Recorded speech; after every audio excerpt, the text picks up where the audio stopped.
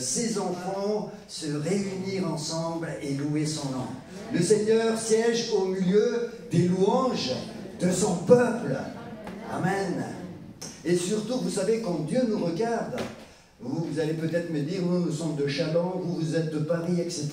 Vous êtes de telle dénomination, de telle église. Non, Dieu regarde au-dessus de tout ça. Dieu, quand il regarde une ville, il regarde ses enfants.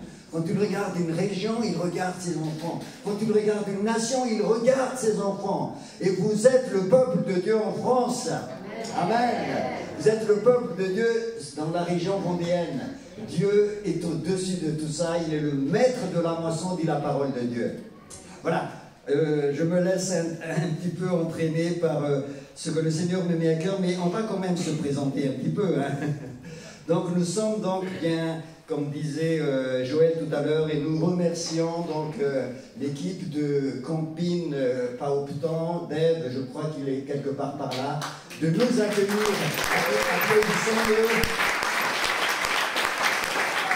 Il y a toute l'équipe, hein. Il est là-bas, il est en train de servir. Merci d'Ève.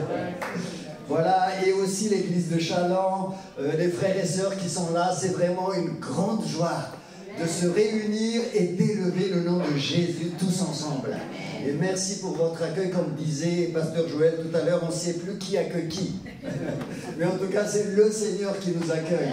Et ça, c'est une grande joie. Donc, je suis André, je suis pasteur à Boulogne, d'une église qui s'appelle Oville et qui fait partie de la famille d'église UAPM. Et voilà, c'est une grande famille d'églises. Et je suis aussi responsable de l'association Ensemble pour le Royaume. Et c'est dans ce cadre-là que nous sommes ici. La vision du Royaume de Dieu, une vision qui nous rassemble.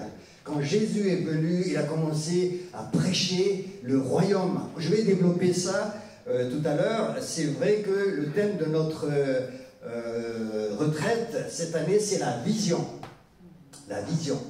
Et donc, c'est une occasion pour moi de vous présenter un petit peu la vision Ensemble pour le Royaume. Une vision très ouverte, est une vision qui est, je dirais, on n'a pas le monopole du Royaume de Dieu. Je vais encore en parler tout à l'heure. Donc, je suis marié à Sylvia, qui est juste devant moi. Nous avons 5 enfants. Tu peux trouver le petit monde.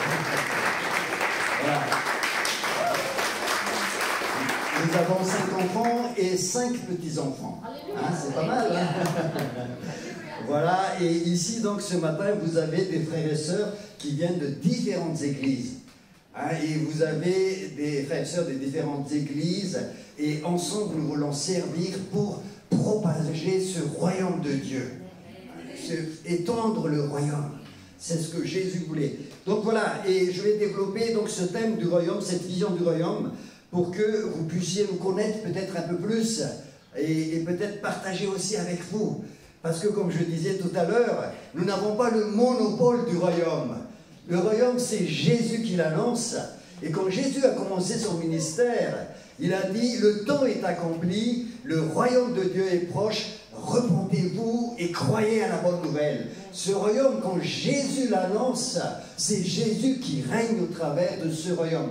Donc on ne peut pas avoir le monopole du royaume. Mais quand tu viens à Jésus et que tu te laisses toucher par Jésus, ben, tu portes le royaume de Dieu aussi. Et chaque chrétien qui reconnaît le nom de Jésus est quelqu'un qui porte le royaume de Dieu. Je vais développer ça un peu plus loin. Mais vous savez, ce qui nous a vraiment touchés, je veux dire, et nous a appelé à développer cette vision du royaume, c'est lors de notre voyage en Chine.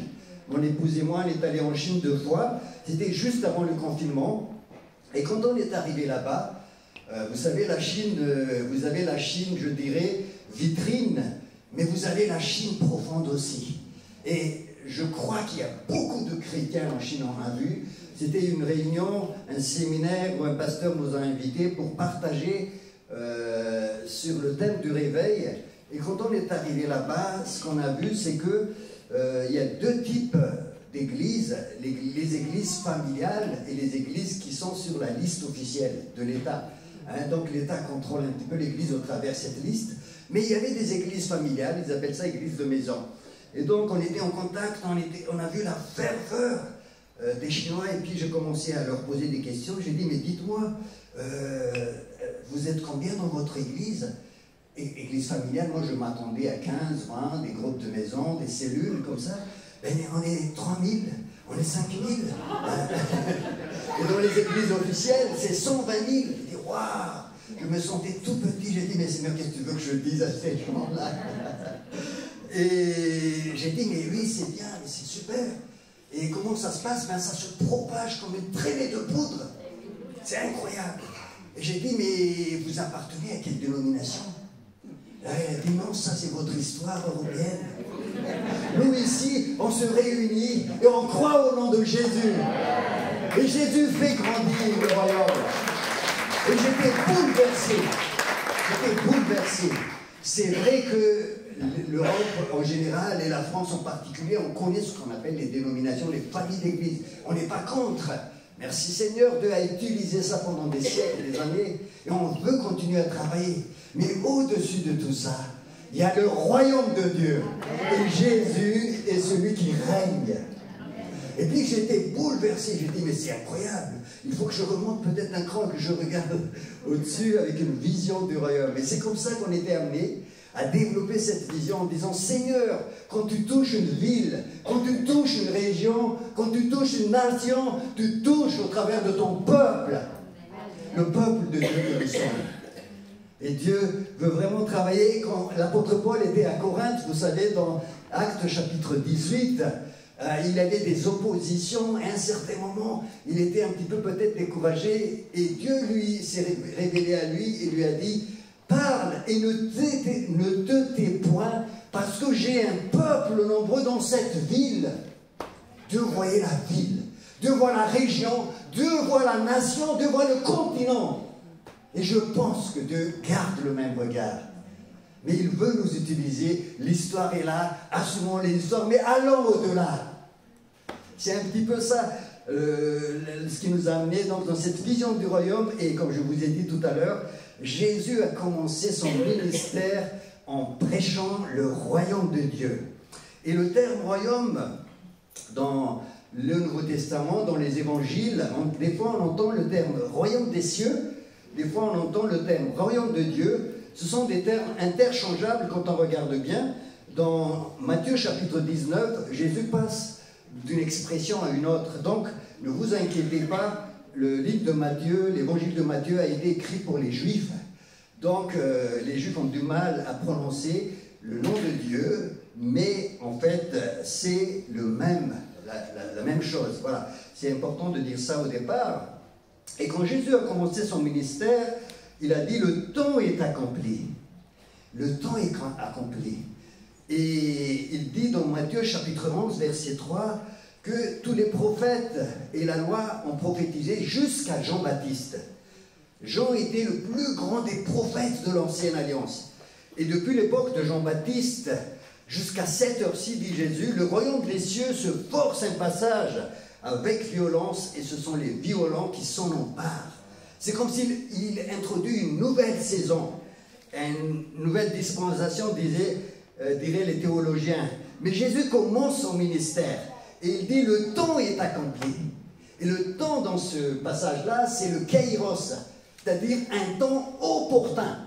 Hein, vous savez qu'il y a deux termes pour parler du temps dans le Nouveau Testament, ou plus largement, c'est le temps kairos et le temps chronos.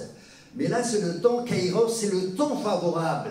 Le temps favorable arrive, le royaume de Dieu s'approche. Donc, il y a une dimension temps, on a l'impression qu'il y a une dimension temps dans le royaume. Mais en fait, est-ce que Dieu règne de tout temps? Bien sûr, quand on lit le psaume 93, hein, c'est écrit dans le psaume 93 que l'Éternel règne. Dieu règne, quel que soit le temps. Est-ce vrai ou pas? Oui, il règne. Donc, avant même que le monde fût créé, Dieu était déjà roi.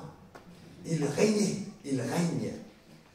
Et il écrit dans le psaume 93, « Il est revêtu de majesté, l'Éternel est revêtu, il est saint de force, aussi le monde est ferme, il ne chancelle pas. Ton trône est établi dès les temps anciens, tu existes de toute éternité. » Dieu règne, quelle sécurité pour nous. Dieu règne. Mais pour nous, on a l'impression qu'il y a des temps qui se succèdent, qui s'accomplissent. Et Jésus, justement, nous introduit dans ce temps, les temps de la fin avec le début de la Pentecôte, effectivement, le temps du Saint-Esprit, on va peut-être en parler un petit peu tout à l'heure, mais on rentre donc dans ce temps favorable pour le royaume de Dieu, avec la venue de Jésus et le début de son ministère. Et si vous avez bien noté, dans Marc chapitre 1er, verset 14, Jésus a commencé son ministère quand Jean-Baptiste a été envoyé en prison. Jésus commença son ministère et il dit, le temps est accompli, le royaume de Dieu est proche, repentez-vous et croyez à la bonne nouvelle. Jésus a prêché la bonne nouvelle du royaume. Jésus a prêché la bonne nouvelle du royaume. C'est important. Mais quand on regarde Jésus prêcher, on a l'impression que le royaume se déplace dans l'espace. On a l'impression, et quand vous regardez dans Luc chapitre 10, versets 9 à 11, Jésus l'a dit, le royaume s'est approché de vous. Un déplacement dans l'espace. On peut traduire aussi, venir près de vous, aller près de chacun de nous. Et il a dit, si vous prêchez l'évangile et que les personnes ne vous écoutent pas, secouez vos chaussures et dis-leur que le royaume de Dieu s'est approché d'eux. C'est comme si le royaume s'approche de Sylvia, s'approche de vous, de moi. Et quand on prêche le royaume, effectivement, le royaume s'approche. Et dans Matthieu chapitre 12, verset 28, Jésus dit ceci, si c'est avec le doigt de Dieu que je chasse le diable, sachez que le royaume de Dieu vous a atteint et parvenu jusqu'à vous. Waouh! Ça se déplace, ça s'approche et ça arrive jusqu'à vous. Et quand on regarde dans Luc chapitre 17, verset 21, c'est écrit, ne cherchez pas ici ou là, mais le royaume de Dieu est au-dedans de vous. Le royaume de Dieu est parmi vous dans d'autres traductions, au milieu de vous. Ce royaume s'approche, vient tout près de toi et rentre en toi. Amen. Nous sommes porteurs du royaume de Dieu. Le royaume de Dieu, c'est le règne de Jésus dans ma vie. Quand je laisse Jésus régner dans ma vie, je lui laisse toutes les dimensions de ma vie, Jésus règne et je porte le royaume de Dieu. Le royaume de Dieu est ici. Le royaume de Dieu est là, en moi. Mais ce royaume aussi se déplace et je peux l'amener là où le Seigneur m'amène. Le royaume de Dieu est déjà là. Donc le royaume de Dieu est déjà là, ici et maintenant. Mais ce royaume est encore à venir, parce que Jésus va revenir. C'est important de comprendre cette dimension. Il est déjà là, mais il vient aussi. Donc le royaume qui s'approche, qui vient jusqu'à nous, qui s'installe au-dedans de nous, ce royaume-là nous touche, nous environne et même rentre dans notre quotidien. Amen. Et c'est comme ça qu'on a reçu cette vision du royaume, en hébreu Malkut et en grec Basileia, donc qui, le sens principal, indique une autorité, une souveraineté qui s'exerce au travers d'un roi. Et quand il y a ça, on parle d'un royaume. Dans le langage courant, un roi, c'est quelqu'un qui règne sur un peuple, vous êtes d'accord avec moi, dans un territoire donné. On est d'accord, Et en droit constitutionnel, ceux qui font du droit public, le royaume ou l'État, c'est constitué de 3 éléments. Le pouvoir politique, un peuple et un territoire. La France, il y a ça dans la France. Pouvoir politique, un peuple, les Français, un territoire, l'Hexagone. Et toutes les nations inscrites aux Nations Unies ont tous ces 3 éléments. C'est pour ça que ces nations-là ont une souveraineté. Et je pense que dans le royaume de Dieu, c'est pareil. Il y a le pouvoir, pas politique, mais celui qui est le roi des rois. C'est qui? C'est notre Seigneur. Et le peuple sur lequel règne Jésus, c'est le peuple de Dieu. Vous êtes une race élue, une nation sainte, un royaume de sacrificateurs, un peuple racheté, afin d'annoncer les vertus de celui qui nous a appelés des ténèbres à son admirable lumière. Dit l'apôtre Pierre dans 1 Pierre chapitre 2 verset 9. Avant vous n'étiez pas un peuple, maintenant vous êtes le peuple de Dieu. Avant vous n'avez pas obtenu miséricorde, mais vous avez obtenu maintenant miséricorde. Vous êtes le peuple de Dieu sur lequel le roi des rois règne. Alléluia, alléluia, amen. Et quand vous acceptez Jésus, il nous a délivrés des pouvoirs des ténèbres et il nous a transportés dans le royaume de son Fils bien-aimé. Il y a un territoire invisible mais réel qui sépare le royaume des ténèbres et le royaume de Dieu. Il nous a transportés, nous a délivrés des ténèbres et il nous a transportés dans le royaume de son Fils bien-aimé. Nous passons de la mort à la vie, dit Jésus dans Jean chapitre 5, verset 25. Celui qui entend ma voix et qui croit en celui qui m'a envoyé, il ne vient pas en jugement. Il a la vie éternelle. Il est passé de la mort à la vie. Et Jésus, quand il parle à Nicodème, il a dit, aucune personne ne peut entrer dans le royaume de Dieu s'il ne naît de nouveau. Il faut naître de nouveau pour entrer dans le royaume. On passe d'un royaume à un autre. On rentre dans le royaume. Et là, il y a un territoire invisible qui sépare les fils et les filles de Dieu, quelle que soit leur couleur religieuse. Quand on est dans le royaume, on est ensemble pour le royaume de Dieu. Amen. Ensemble pour le royaume de Dieu. Et c'est ça, je pense, que le Seigneur est en train de travailler le cœur de tous les chrétiens. On est entré dans cette saison où Dieu veut rassembler. Je pense qu'au travers le confinement, au travers de tout ce qui est arrivé, Dieu est en train de préparer son peuple. Vous avez remarqué que les relations étaient beaucoup plus fluides entre les chrétiens avec le confinement. On est allé sur le Zoom. Voilà, on a rencontré beaucoup de frères et sœurs comme ça, spontanément. C'est super. Je pense qu'on est en train de revenir à cela. Alors, pourquoi Jésus est mort à la croix s'il prêche le royaume? C'est une question très importante. Pourquoi il est mort à la croix? Je disais qu'il était roi depuis le début. Il reste roi. Même s'il est mort à la croix, il reste roi. La croix, c'est pour nous faire entrer dans le royaume de Dieu. Pour nous faire naître de nouveau. Si quelqu'un est en Christ, il est une nouvelle créature. Les choses anciennes sont passées. Voici, toutes choses sont devenues nouvelles. Et je rentre dans le royaume de Dieu. Je fais partie de ce peuple de Dieu. Amen. Et il est mort à la croix. Et la nouvelle naissance nous fait rentrer dans ce royaume de Dieu. Jésus n'avait pas besoin de la croix. Vous êtes d'accord avec moi? Il n'avait pas besoin de la croix. Il est roi des rois. Nous avons besoin de la croix. Toi, tu as besoin de la croix. Ta famille a besoin de la croix. Les personnes autour de nous ont besoin de la croix. Nous avons besoin de la croix, mais Jésus pas. Et quand on regarde ce texte dans Colossiens chapitre 2, versets 14 et 15, lisez avec moi, Colossiens 2, 14 et 15. 14, il a effacé l'acte dont les ordonnances nous condamnaient et qui subsistait contre nous, il a détruit en le clouant à la croix. Jésus a brisé l'accusation contre nous en mourant à la croix. Il a effacé tous ces actes.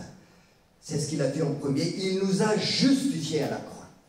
Je suis juste, non pas grâce à mes mérites, mais c'est parce que lui, il a accepté de mourir pour moi. Il me déclare juste.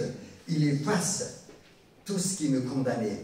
La deuxième partie, au verset 15, il a dépouillé les dominations et les autorités. Il les a livrées publiquement en spectacle, en triomphant d'elles. Comment? Par la croix. Il a brisé la puissance des ténèbres, la puissance de Satan, en mourant à la croix. Et ça, il l'a fait pas pour lui, parce qu'il est roi de toute éternité, l'éternel règne. Il l'a fait pour toi. Il l'a fait pour moi. Sache qu'il nous a introduits dans son royaume et il a brisé le pouvoir des ténèbres. Jésus est apparu pour détruire les œuvres du diable, dit l'apôtre Jean. Donc Jésus a prêché le royaume. Vous allez me dire, Jésus a prêché autre chose. Il a principalement prêché le royaume. Il n'a même pas parlé d'église, il a parlé 2 fois de l'église. Dans Matthieu chapitre 16, Hein, quand il a dit à Simon, vous vous rappelez de ce verset, hein, quand il a dit, tu es pierre et sur cette pierre je bâtirai mon église. Tu es Pétros et sur cette pétra je bâtirai. Tu es une caillou, mais sur cette falaise de ta confession je bâtirai mon église. Et même les portes de l'enfer ne prévaudront pas contre l'église du Seigneur. Et au verset 19, il dit ceci, maintenant je vous donne les clés du royaume. Il y a des clés. Je vous donne les clés du royaume, verset 19. Il a dit, ce que vous liez sur la terre sera lié dans les cieux. Et ce que vous déliez sur la terre sera délié dans les cieux. Ensemble, le peuple de Dieu reçoit les clés du royaume. Nous recevons cette clé, nous pouvons annoncer l'évangile avec les clés que Dieu nous donne. Amen. C'est vraiment important de comprendre ça. Et quand je disais tout à l'heure, Jésus a parlé 2 fois seulement de l'église, mais quand il a prêché le royaume, les églises naissaient de partout. Est-ce vrai? Dans le livre des Grâces, les églises naissaient partout. Parce qu'il a annoncé la bonne nouvelle du royaume en mettant la croix au centre. Parce que c'est grâce à la croix que nous rentrons dans le royaume de Dieu. Donc la croix est incontournable, non négociable. Prêchons la croix pour que les gens passent de la mort à la vie, des royaumes des ténèbres au royaume de son Fils bien-aimé. Et ensemble, prêchons le royaume de Dieu. Jésus a commencé son ministère dans le livre des Évangiles et dans Matthieu chapitre 4, verset 23. C'est un passage qui résume très bien son ministère. Il dit ceci, ce passage, « Jésus parcourait toute la Galilée, il enseignait dans les synagogues, prêchant la bonne nouvelle du royaume et guérissant toute maladie et toute infirmité parmi le peuple. » Ça, c'est dans le nord, dans Galilée, il parcourait toute la Galilée. Et dans Matthieu chapitre 9, versets 35 et 38, c'est écrit « Jésus parcourait toutes les villes et les villages. Il enseignait dans les synagogues. Il prêchait la bonne nouvelle du royaume et guérissant toute maladie et toute infirmité. » C'est la même chose, mais là, il va aller dans chaque village, dans chaque ville. Et qu'est-ce qu'il prêche? Le royaume de Dieu. Jésus est roi et il peut te sauver, il peut te faire passer du royaume des ténèbres au royaume de son Fils bien-aimé. Parce qu'il a donné sa vie pour cela. Amen. Et quand il a vu la foule, au verset 36 de Matthieu chapitre 9, il fut ému de compassion. Dans le terme grec, splagnizomai, un terme difficile à prononcer, mais Jésus était saisi dans ses entrailles. Il ne pouvait pas ne pas prêcher ce royaume. L'essence de Jésus, la nature de Jésus, c'est cette compassion. Et c'est ça qui fait bouger Jésus, la compassion. Il fut ému de compassion. Waouh! Est-ce que vous voulez recevoir cette compassion de Jésus? Vous qui êtes porteur du royaume. L'apôtre Paul, il dit, l'amour de Dieu est répandu dans nos cœurs par le Saint-Esprit. Ouvrons nos cœurs au Saint-Esprit. Même si vous ne sentez rien, laissez-vous toucher par le Saint-Esprit. Le Saint-Esprit va mettre cette compassion de Jésus dans votre cœur, qui va vous faire bouger, qui va vous faire avancer. Et vous allez vous approcher et le royaume s'approche des gens. Dites-vous bien que le royaume est avec vous. Et le royaume peut s'approcher des gens, le royaume peut toucher. Le royaume peut faire du bien, relever, consoler, guérir, restaurer les gens. Parce que Jésus est en vous. Jésus fut ému de compassion. Waouh! Et il a dit ceci au verset 37. La moisson est grande, mais il y a très peu d'ouvriers. La moisson est grande, très peu d'ouvriers. Ce matin, le Seigneur te dit, la moisson est grande, mais très peu d'ouvriers. Tu portes le royaume en toi. Tu es un ouvrier du royaume. Je suis avec toi. Est-ce que tu veux bien être envoyé pour partager ce royaume? Qui veut répondre à cet appel du Seigneur? Il ne faut pas aller loin autour de vous. Voisins, amis, collègues, les amis de l'école. Mais quand tu prêches l'évangile, quand tu partages ton témoignage, sache que le royaume s'installe. Le royaume, je disais tout à l'heure, c'est le règne de Jésus en nous, parmi nous, et quand nous ouvrons notre bouche, le royaume s'installe. Ah, c'est incroyable, moi je vous dis. Quand vous commencez à déclarer le nom de Jésus, le royaume s'installe. Là, dans ce territoire invisible. Et Dieu agit puissamment. Et on a vu, hein, je vous partage juste quelque chose. Un jour, j'étais en train de faire du basket, j'aime bien faire un petit peu de sport, et je suis allé derrière la maison, là où on habite, il y avait un terrain où beaucoup de jeunes viennent. Et donc j'ai mis mon short, je me suis préparé à faire quelques shoots, un petit peu de match, etc. Et je m'échauffais un petit peu comme ça, et tout d'un coup je voyais un groupe de jeunes. Et il y en avait un qui portait des béquilles, qui marchait comme ça, qui ne pouvait plus marcher, il devait avoir entre 16 et 18 ans. Et je me tournais comme ça et je regarde. Et je sentais le Seigneur, j'ai pas entendu une voix audible, me dire en moi, va lui parler de moi. Je dis, Seigneur, mais je suis venu pour faire le basket. Attends, je ne suis pas venu pour ça. Hein, va lui parler de moi et prie pour lui. Je dis, ah bon. Et puis là, je fais semblant de ne pas entendre, je continuais. Et ça insistait. Ça insistait fortement. Ben, j'ai dit, ok, je vais obéir. Et je m'approche de jeunes, ils étaient un peu moins d'une dizaine, entre 7 et peut-être entre 5 et 10. Et j'ai dit, mais dis-moi, qu'est-ce qui t'est arrivé? Il a dit, monsieur, je suis tombé et j'ai très mal partout, je ne peux plus marcher, j'ai besoin des béquilles. J'ai dit, ah bon? Et il ne pouvait plus marcher, effectivement. Et puis je lui ai dit, est-ce que tu permets que je prie pour toi? Il me dit, réfléchis un peu, il me regarde, mais qui c'est celui-là? Il a dit, ok, d'accord. Et puis il réfléchit après, il a dit, mais monsieur, je suis musulman. Il a dit, ah oui. Et puis, tout d'un coup, j'ai dit, mais moi, c'est pas grave, moi je vais prier Jésus. T'inquiète pas, il s'appelle Ali, hein, le jeune homme. Je vais prier Jésus, mais t'inquiète pas. Et puis, ah, d'accord alors. J'ai commencé à prier pour les seigneurs. J'ai dit, je pose ma main, est-ce que tu permets que je pose ma main là? Tu as mal, il a dit, allez-y monsieur. Je pose ma main et j'ai dit, Seigneur, tu vois ce jeune homme, tu m'as demandé de prier pour lui, je prie pour lui au nom de Jésus, sois touché.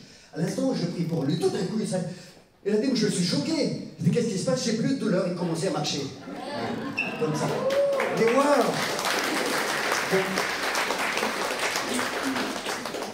Et commençait à marcher moi-même, j'étais émerveillé, mais qu'est-ce qui se passe? Il dit, heureusement que j'ai obéi. Heureusement que j'ai obéi. Et je savais que le royaume de Dieu venait là, s'approcher de lui et le toucher. Et j'ai dit, tu sais ce qui t'a guéri, c'est pas moi. Moi, je n'ai pas de pouvoir, c'est Jésus. Et je lui présente l'évangile, je lui offre l'évangile à tous les jeunes, je leur parle, je leur explique qui est Jésus. Et ils étaient tous en train d'écouter. Waouh! Ils sont partis. Je leur ai donné aussi une carte qui présente l'évangile, la carte connaître2.com sur Internet. Donc il a été touché. Ouais, incroyable. C'est formidable. Et vous savez que pendant le confinement, pendant la période où c'était très... Je vais m'arrêter avec ce témoignage-là, hein, parce que l'heure avance. Où il faisait... où on ne pouvait plus passer d'un département à un autre. Vous vous rappelez?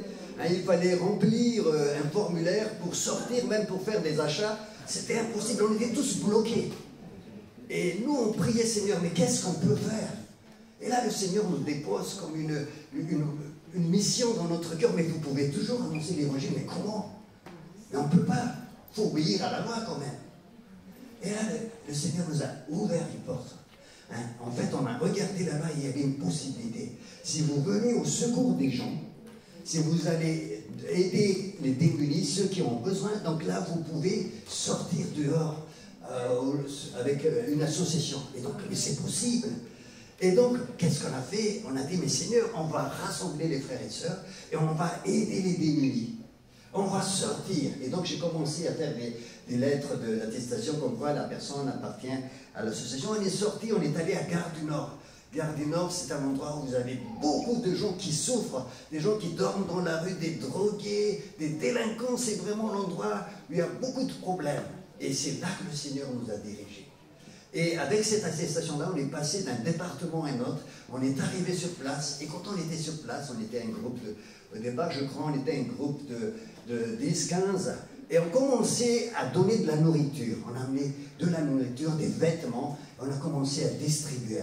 Et la police nous regardait et on leur a expliqué, allez-y, vous avez le droit, allez-y, allez-y. Donc allez-y, incroyable. Le Seigneur nous a ouvert les yeux qu'il y avait un moyen pour prêcher l'évangile. Et donc on a commencé à faire ça. Et tout doucement, une confiance s'établit entre les autorités locales et nous. Elle dit, mais continuez votre travail, c'est très bien. On commençait à sortir un petit peu aussi nos évangiles, en partager. Nous sommes des chrétiens, nous voulons vous le dire, et nous voulons encourager les gens, leur donner une espérance. Allez-y, allez-y, il n'y a pas de problème. On commençait à sortir nos guitares, commençait à chanter. Chantez, monsieur, apporter l'espérance, et des gens commençaient à être touchés à l'endroit. Les gens commençaient à se tourner vers le Seigneur, on priait sur place pour les gens. Waouh! Il y avait des restaurations, il y avait des choses incroyables, des guérisons physiques. On était étonnés. Et tout doucement, on a amené la sono.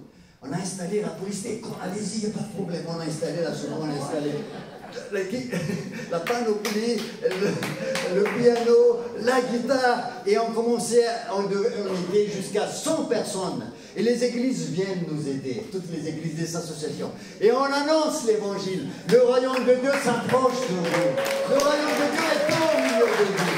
Le royaume de Dieu est là. C'est vraiment formidable, les amis. Et moi, je voulais vous encourager ce matin que vous êtes porteurs du royaume. Il nous a appelés des ténèbres et nous a déplacés dans son royaume. Il nous a rachetés afin d'annoncer les vertus de celui qui nous appelle des ténèbres à son royaume merveilleux. Amen. Amen. Alors je vais m'arrêter là parce que je sais qu'il y a beaucoup de choses à dire, mais en tout cas, cet après-midi, nous serons avec vous, en tout cas ceux qui veulent venir, nous serons sur, comment on appelle ça, le bord de la plage Saint-Gilles. Donc voilà. Et on était déjà là la semaine, pas la semaine, mais l'année dernière. Cette année même, hein, au printemps, on était là et on a eu beaucoup de contacts. On a partagé l'évangile, des Nouveaux Testaments, des tracts, on a prié pour les gens. Et cet après-midi, on a vraiment envie de nouveau de renouveler ça et de sortir pour chanter. On a une équipe de louanges que vous avez entendue ce matin qui veut chanter, bénir. Nous sommes là pour bénir, nous ne sommes pas là pour condamner. Jésus dit dans Jean chapitre 3, verset 16 que vous connaissez bien, Dieu a tellement aimé le monde qu'il a donné son Fils unique afin que quiconque croit en lui ne périsse point, mais qu'il ait la vie éternelle. C'est ça la mission que Dieu nous donne. Dieu n'a pas envoyé son Fils, on oublie le verset 17. Dieu n'a pas envoyé son Fils dans le monde pour juger le monde. Non, nous ne jugeons pas, ce n'est pas le temps de jugement. Mais afin que le monde soit sauvé. Amen. Dieu veut sauver, Jésus veut sauver. Et nous sommes les porteurs de cette bonne nouvelle du royaume de Dieu. Soyons ensemble, travaillons pour le Seigneur et étendons, propageons ce royaume ici, dans la région vendéenne, dans la France, la nation française et au-delà. Voilà mes amis, et merci encore une fois de nous accueillir. Que Dieu vous bénisse. Est-ce qu'on peut se lever pour prier?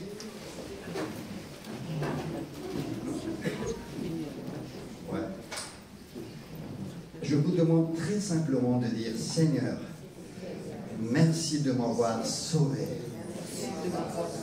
Tu m'as sauvé pour servir. Et je veux rentrer pleinement dans mon appel de témoin, le Saint-Esprit survenant sur moi.